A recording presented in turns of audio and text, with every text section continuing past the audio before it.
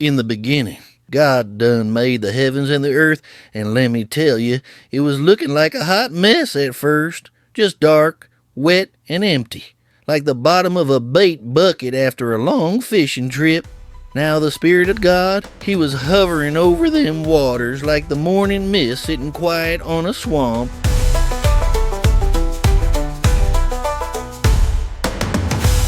Then God hollered, "Let there be light," and bam, there was light. Not them flickery gas station bulbs. I'm talking holy, front porch at sunset kind of light. And God looked at it and said, "Well now, that's mighty fine." So He split the light from the dark, called the light day and the dark night, and that was day one. First shift done. Then on day two, God said, "Let's put a big old sky up there." And He done stretched that sucker out like a tarp over a tailgate. He called it the firmament, but y'all can just call it sky. Water's below, water's above, and now we got something to look at when we ain't got nothing better to do.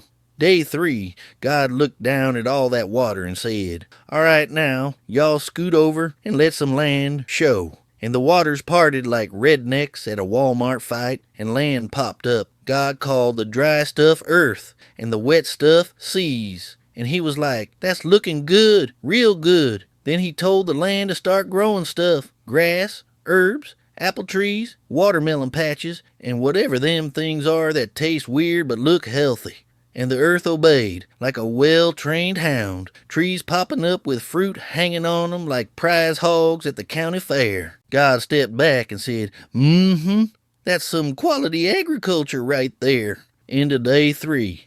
Day 4, God said, "Time to install some lights." So He made 2 big ones, one for daytime, called it the sun, and one for nighttime, the moon. Then He threw in stars just 'cause He could. Real classy move, like putting chrome rims on a tractor. And He said, "Let these help folks keep track of time, feasts, fishing seasons, all of that." And it was good, real good. Then day 5 came around, and God filled them oceans with fish, big and small, catfish, jellyfish, swordfish, and probably some fish He just made for laughs. Then He filled the sky with birds, hawks, doves, chickens, even them loudmouth geese that chase kids for no dang reason. He blessed them and said, "Y'all get to multiplying now." And boy, did they. Day 6, that was the big one. God made all kinds of critters. Cows, pigs, deer, raccoons, armadillos, kangaroos, and that one goat that eats leftovers while staring into your soul. And He looked at it all and said, "Yep, that's a proper zoo right there." Then God said, "All right, y'all, let's make people kind of like us in our image. They're going to be the bosses of the fish, the birds, the cows, and every creepy, crawly critter wiggling on this earth." So God went ahead and made 'em, male and female both, stamped with His likeness like a brand on cattle. And He blessed 'em, said, "Y'all be fruitful now, have a big old family, fill up this earth and wrangle it. Fish, birds, critters, all under your say-so." Then He said, "Look here, every plant with seeds, every tree with fruit, that's your chow, and the critters, they get the green stuff everybody eats." And it was so. God looked over the whole shebang, land, sky, stars, critters, folks, and said, "Now that's mighty fine." And that wrapped up day 6. So here's how it went down, y'all. Sky, dirt, critters, everything got finished, and by day 7, the Lord kicked back like a Sunday grandpa after church. He done blessed that day, made it holy, and said, "Ain't nobody working today, son. Time to rest and eat leftovers." Now let me rewind. When the Lord made the land and sky, there weren't no crops sprouting yet, 'cause He hadn't sent rain, and there weren't no feller to hoe the ground.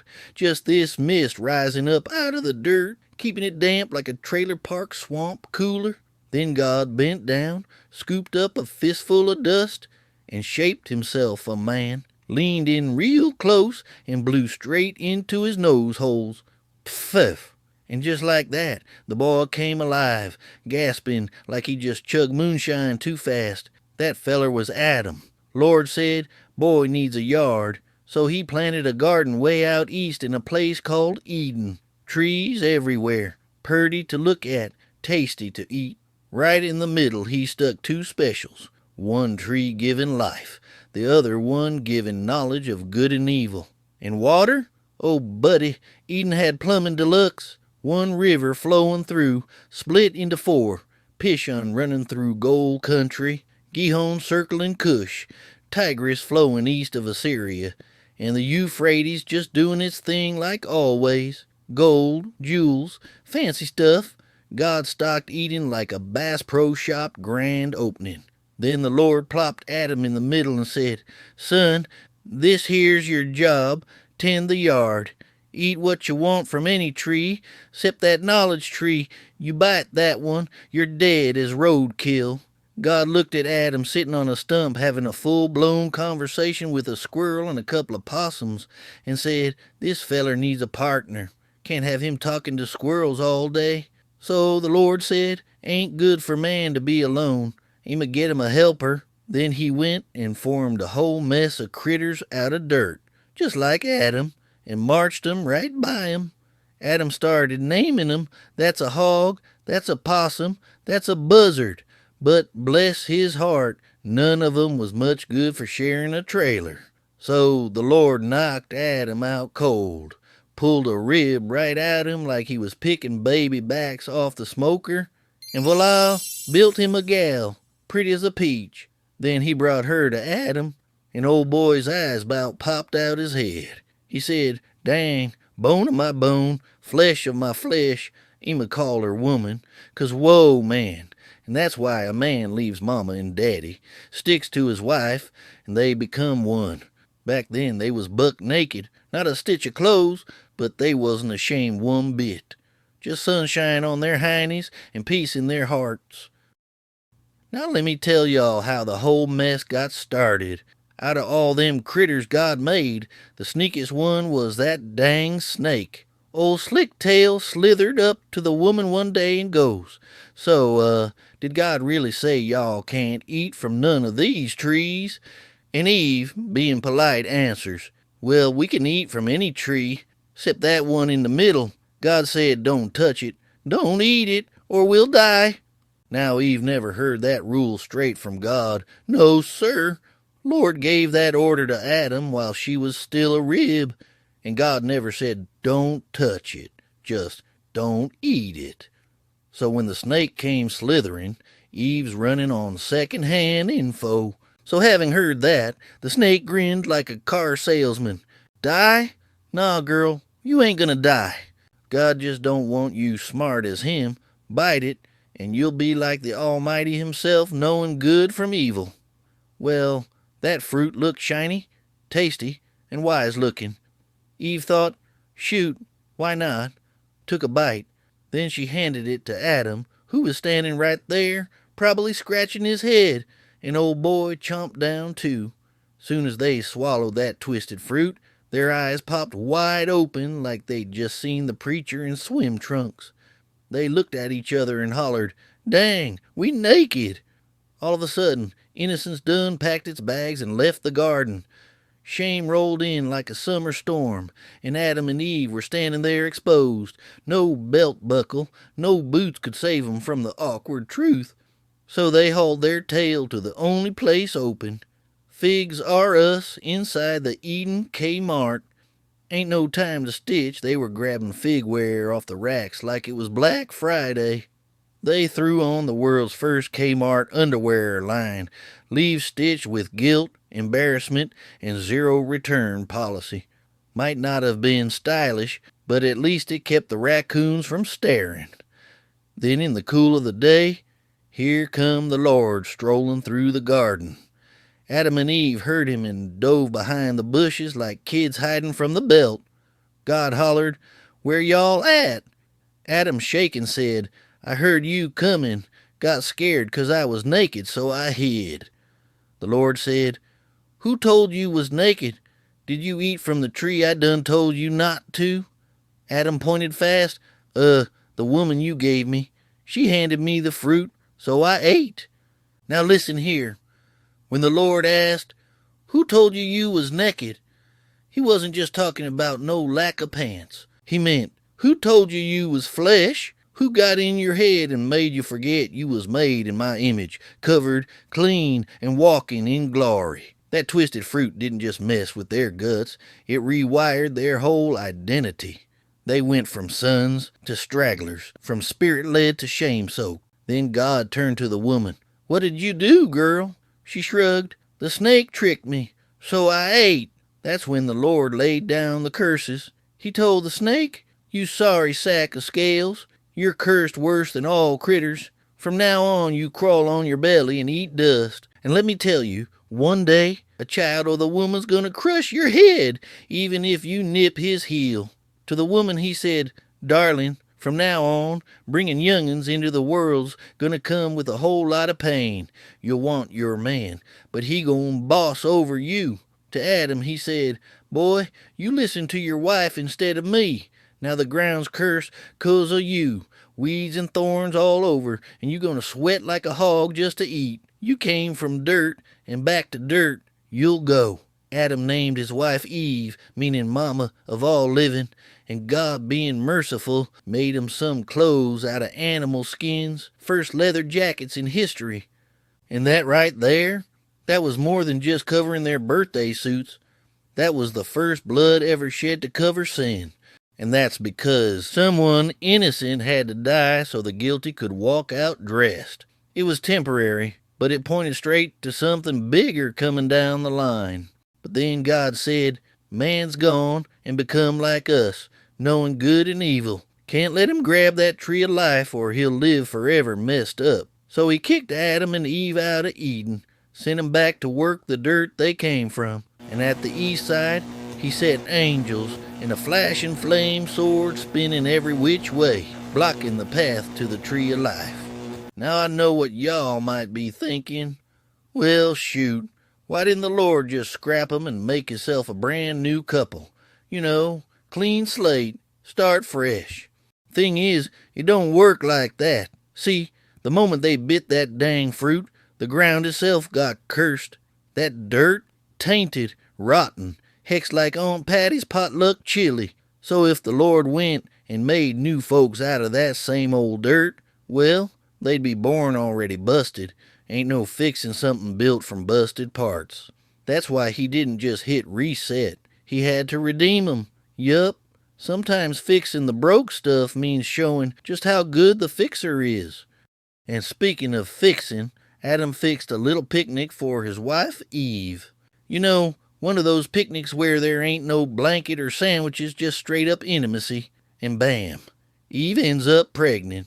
She says, with the Lord's help, I've birthed me a man, which is just a fancy way of saying, well, bless my soul, it's a boy. Then comes another lil fella, Abel. One of 'em becomes a farmer, the other a shepherd. Cain, dirt, veggies, root stuff. Abel, sheep, wool, smelling like the pasture. Later on, they both bring offerings to the Lord. Cain brings veggies. Abel brings the juiciest cuts from his best sheep, like prime rib, real tender. And God, well, he gets all excited about the barbecue, but he don't pay much mind to Cain's rotten salad. Cain gets all ticked. You could see it on his face, like when someone tells you the chili ran out, and the Lord says, why you looking all grumpy, Cain? If you do what's right, you'll be accepted. But if you don't, sin is crouching at your door like a jealous fella. It wants to control you, but you gotta be the boss over it. Cain don't listen. He tells Abel, hey, bro, let's go out to the field. And out there, without warning, he jumps him, kills him cold. Then the Lord comes calling, Cain, where's your brother at? Cain shrugs, I don't know. Ain't my job to babysit him. And God says, boy, what have you done? Your brother's blood is screaming from the ground. It's tattling on you. Now that same ground you worked, it's cursed. You spilled blood on it. From now on, the dirt won't work for you no more. You'll be a wandering man. No roots, no rest. Cain freaks out. His smirk is gone. Wait a minute, Lord. That's too much. Folks are going to kill me out there. I'm a dead man walking. But the Lord says, ain't nobody touching you. If anyone kills you, I'll pay him back sevenfold. So God put some kind of mark on Cain, like a don't mess with me sign straight from heaven. Cain packs up, leaves the Lord's presence, and settles in a place called Nod, east of Eden.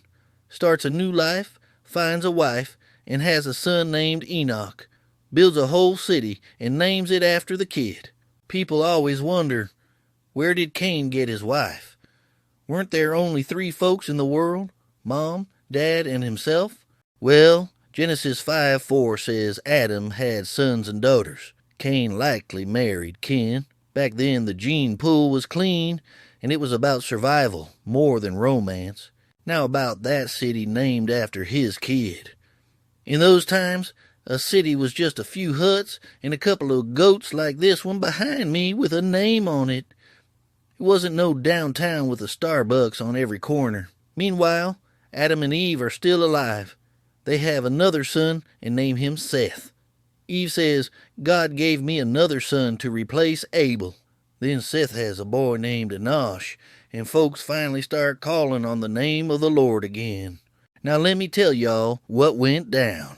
The earth started filling up with folks, and soon enough there was daughters everywhere. And them sons of God, boy, they took one look at 'em pretty gals and said, yup, I'll take her, and her, and her too. They just married whoever they wanted. Now hold up. Let me explain something mighty important here, 'cause if y'all get this, the whole Bible starts clicking like a rusty old tractor gear sliding in place. Remember earlier in this video when y'all saw that picture with the Lord sitting on his throne saying, let us make man. And maybe you thought, well, hold up. Who's he talking to? Ain't God one? See, he weren't talking to the Trinity right there. He was talking to his heavenly family, them sons of God, sitting in his council. Then later, when Adam and Eve sinned, he said, man's gone and become like us, knowing good and evil. Well, that's the crew he made before us, watching him lay the foundations of the earth, shouting for joy in Job 38. Same ones that presented themselves before the Lord in Job 1. They ain't humans. They ain't just regular angels neither. Now listen here. An angel ain't a critter. It's a job title.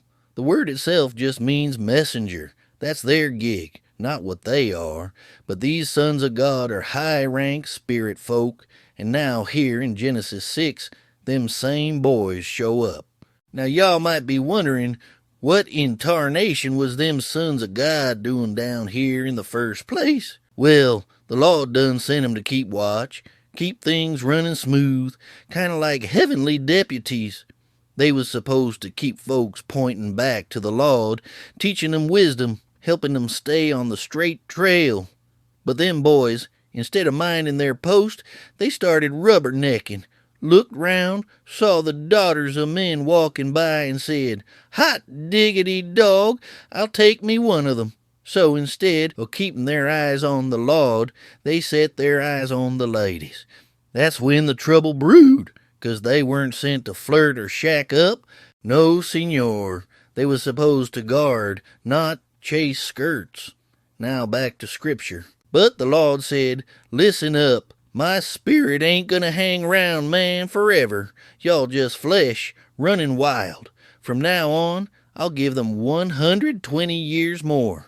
And in them days, and also after them days, there were these big old fellas walking the earth. Giants, the Gibberim, mighty men, famous troublemakers. They were the offspring when them sons of God hooked up with the daughters of men. Legends, sure enough, but not in a good way.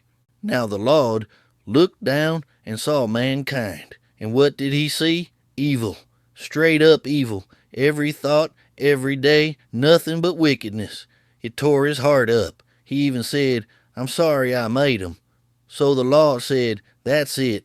I'm clearing the board. Men, animals, crawlers, birds, gone. I regret making the lot of 'em. But Noah, he found grace in the eyes of the Lord. Now Noah was a good old boy. Blameless in his time, he walked with the Lord. He had 3 sons, Shem, Ham, and Japheth. But the rest of the earth, full of violence, wicked as can be. Lot looked and saw nothing but evil everywhere.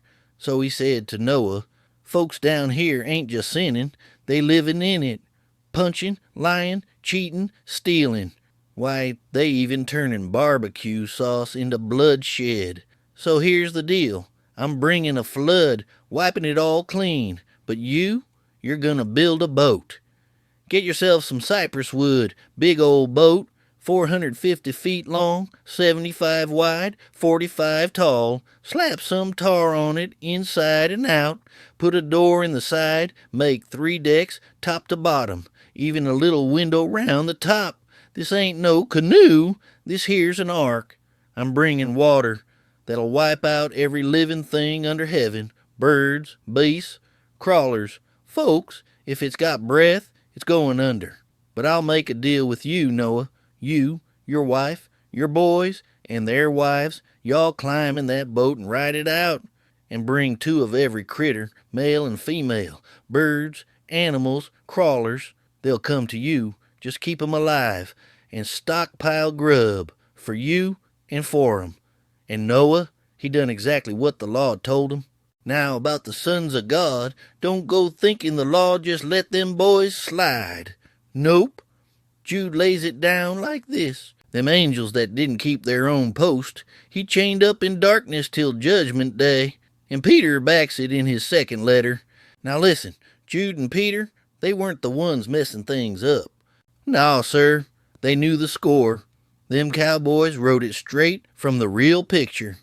The trouble came a couple of centuries before Christ came to the scene, when the Hebrew scriptures got translated into Greek. The fellers doing the job swapped the words. Instead of writing sons of God, they scribbled in angels of God. So by the time folks started collecting up the New Testament, they leaned heavy on that Greek version, and the confusion stuck. Bottom line, these were high-ranked spirit folk, heavenly deputies gone rogue, and the Lord slammed the jail door on 'em. No parole, no bail, just chains till judgment, and in due time we'll see what happened to the ones that got left out. Now listen, I know this here's heavy. It'll shake up what you thought you knew about the good book, but that's the way of truth. Once you see it, you can't unsee it. And if you stick to this channel, the Bible, it starts opening up like a barn door in the sunrise. Then the law told old Noah, "Boy, I done checked around, and you're the only decent feller left standing. So you, your wife, your boys, and their gals, y'all get on in that boat you've just built.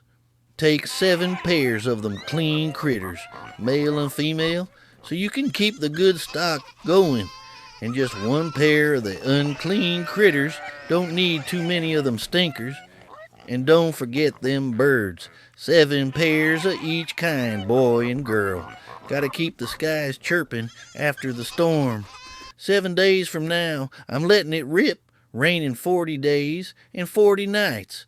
Washing this whole mess clean. Everything breathing on dry land, gone." And Noah, he didn't argue, didn't stall. He just done exactly what the law told him. Old Noah was 600 years old when that big flood rolled in. Him, his missus, his boys Shem, Ham, and Japheth, and their wives all climbed aboard that big old boat, getting out of the way of the water. And them critters, both clean and unclean, birds, crawlers, every dang thing, they just showed up 2 by 2, male and female, walking right on in like they had tickets, just like God said. And sure enough, 7 days later, the skies busted wide open. Noah was still 600 when it happened. 2nd month, 17th day. That's when the underground springs gushed out and the sky dumped like never before. That very day, Noah and his wife, and Shem, Ham, and Japheth, and their gals, all bunked down inside the ark along with the critters of every kind. And when they was all in, the Lord himself shut the door. Then the water came down 40 days and 40 nights straight. It lifted that big old boat right off the ground, floating like a jug in a creek. The waters kept rising, and that ark bobbed along high above the earth. The flood got so deep it covered even the tallest mountains. 20 feet higher than the peaks. Every living critter on land up and died, birds, beasts, bugs, folks. If it had breath in its nose, it was gone. The Lord wiped it all out, man, beast, crawlers, birds. All that was left was Noah and what he had in that boat. And the waters, they stuck round covering the earth for 150 days. You'll see all through Scripture, from this flood to Bible, to them battles in Canaan and King David's throne, everything the good Lord did was to protect one bloodline. Not 'cause he was playing favorites, but 'cause he had a plan, a promise, a savior. God was protecting the DNA that would one day lead to Jesus. That's right, the Messiah had to come from a clean bloodline, not mixed up with giants, demon spawn, pagan witchcraft, or any of that mess. Otherwise, his sacrifice wouldn't have worked. So every act of judgment, every move, that was him watching over that promise, keeping it safe. You're going to see how wild and messy it all was, how the devil tried to destroy it from Eden all the way to the birth. And I'll remind you every time we bump into it in the episodes ahead. But for now, let me tell y'all what happened after that big old flood went and scrubbed the whole earth like a dirty skillet. See, the Lord remembered old Noah and all them critters floating in that giant wooden pickle jar of his, so he sent a mighty wind, one that started drying things out. Underground springs quit bubbling, clouds packed up their mess and moved on, and them floodwaters started draining like a busted bathtub. After 150 days, that's 5 months if you're counting proper, that ark finally thunked down onto some high ground, one of them Ararat hills way up yonder. Not exactly a beachfront property, but better than floating forever. Time kept ticking, and by the 10th month, you could see the mountaintops peeking out like gopher heads after a storm. Now, 40 days later, Noah cracked open a window. Must have been musty in there with all them animals. He let out a raven first. That fella just flapped around, didn't do nothing useful. So Noah tried a dove instead, hoping she'd find dry land. But she came back with soggy feathers and a look that said, nope, still swampy. 7 days later, old Noah gave it another go. This time, that little dove came back with an olive leaf in her beak. 1 week later, Noah let her go again, and she never came back. That dove done moved on with her life. Probably opened up a nesting Airbnb somewhere. By this time, Noah was turning 601. Yeah, that's senior discount at every Denny's in Canaan. He peeled back the tarp and saw dry land for the first time in over a year. And on the 27th day of the 2nd month, God said, all right now, y'all can step out. So out they came. Noah, his wife, the boys, their wives, and a whole caravan of animals, creepers, crawlers, barkers, squawkers, all walking out like it was the end of a country music concert. And then Noah did what any God-fearing man would do. He built himself an altar right there on the dry earth, took some of them clean animals and birds, not the funky ones, and offered 'em up. Smoke went up like a good backyard barbecue. The Lord smelled it, nodded real slow, and said to himself, I ain't never gonna curse this earth again, even though people got evil in their hearts from the get-go. I'll let the seasons keep on coming, planting time, harvest time, hot days, cold nights. It's all gonna keep rolling, long as this earth spins. And God done blessed Noah and his sons, and said to 'em, be fruitful, multiply and fill up the earth, and every beast of the earth, every bird in the sky, everything that crawls on the ground, and all the fish in the sea, they all gonna fear y'all. God said, I done give 'em to you. Everything that moves and lives is for your food. Back then I gave y'all green plants. Now I'm giving you everything. But don't y'all eat meat with the blood still in it, 'cause the life is in the blood. And I'm going to ask for your blood if anybody kills you, man or animal. I'll demand it. If someone kills a human, they'll be killed by another human, 'cause I made folk in my own image. Now go on, have you some babies, fill the earth good and proper. Then God spoke to Noah and his sons with him, saying, Now I'm making my covenant with y'all and all your offspring after you, and with every living creature that came off that boat, birds, tame animals, wild ones, all of 'em. I make this here promise, no more destroying everything by a flood. There'll never be another flood to wipe out the earth. And God said, This here's a sign of my covenant between me and y'all and every living creature. I'm setting my rainbow in the clouds. That'll be the sign between me and the earth. Whenever I bring clouds over the land and the rainbow shows up, I'll remember my covenant between me and y'all and every living thing. Flood waters ain't never going to destroy all flesh again. Now the sons of Noah that came out of the boat were Shem, Ham, and Japheth. And Ham was the father of Canaan. These three were Noah's sons, and from 'em the whole earth got repopulated. Noah started farming the land and planted himself a vineyard. He drank some of the wine, got drunk, and laid there naked in his tent. Ham, the father of Canaan, saw the nakedness of his daddy and went and told his two brothers outside.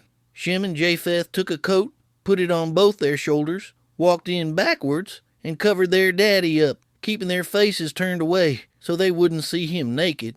Noah woke up from his wine and found out what his youngest son had done to him. And he said, Cursed be Canaan, a servant of servants shall he be to his brothers. And he said, Blessed be the Lord, the God of Shem, and Canaan shall be his servant. May God enlarge Japheth, and let him dwell in the tents of Shem, and Canaan shall be his servant. Noah lived 350 years after the flood, and all his days were 950 years, and he died. If you read it plain, it looks like the boy walked in, saw the old man buck naked, and ran his mouth. But the way that curse hit, either Noah was real sensitive or Ham done something worse than peeking, 'cause the curse hits with all the weight of hell, and not upon the perpetrator, but upon the grandson. Now look, there's three ways to interpret what Ham did. First, he walked in, saw Daddy's moon, and ran his mouth. Second, he done messed with his mama. Or third, he did somethin' to Noah that the book don't dare spell out. The first one's clean, the second one's dark, the third one's unholy.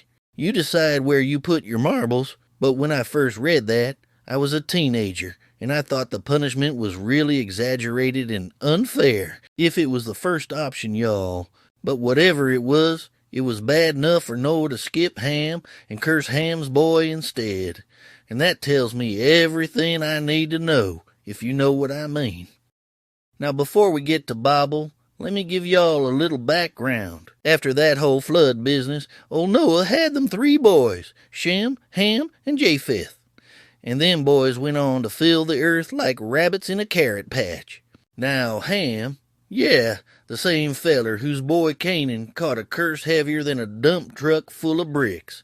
He had himself some other sons too. One of them was Mizraim, and let me tell you something. Mizraim's people turned into them old Egyptians. Yup, the ones with the pyramids and the funky eyeliner. And somewhere along the line from Mizraim came the Philistines too. The same fellers that gave David a hard time later on with that big old bully Goliath. And another one of Ham's boys, Cush. Now Cush had a son named Nimrod, and that boy was something else. He was the kind that shows up in legends. Folks said he was a mighty hunter before the Lord, which is redneck talk for that boy didn't miss, but he wasn't just out there hunting deer. No, sir, he was building cities, big ones. Babylon, Nineveh, Calah, you name it. Nimrod was like the first dude with a construction company and a big old blueprint for taking over the world. And guess what? He's the one who kicked off the whole Tower of Babel fiasco. Yup, that was his bright idea. So, just so we're clear, before we get to the tower business, Canaan, Ham's cursed boy, gave his name to the land the Hebrews would later get. That's why it's called the land of Canaan. Mizraim, Ham's other kid, gave rise to the Egyptians and Philistines, both of whom would give God's people some serious grief later on. There you have it, folks. That's the lay of the land, literally. We got sons, grandsons, kingdoms rising up, and old Nimrod setting the stage for something big, or should I say tall. And don't go forgetting about them sons of God. Remember those heavenly fellas from way back yonder? We'll see how the remaining ones fit in Bible. And right after that, a man named Abram is fixing to enter the scene. That boy's got a journey ahead, full of sand, promises, and some real head-scratching tests. So don't be a stranger. Subscribe and turn on them notifications so you don't miss a single twist in the Redneck Bible. During season, new episodes dropping every Wednesday at high noon, Phoenix, Arizona time. And if y'all want to keep this project rolling down the dirt road like a rusty old pickup truck, slam them super thanks or use the link in the description, and the good Lord will multiply that seed 100-fold for you. See y'all then, and remember, if the good book's got it, we gonna read it redneck style.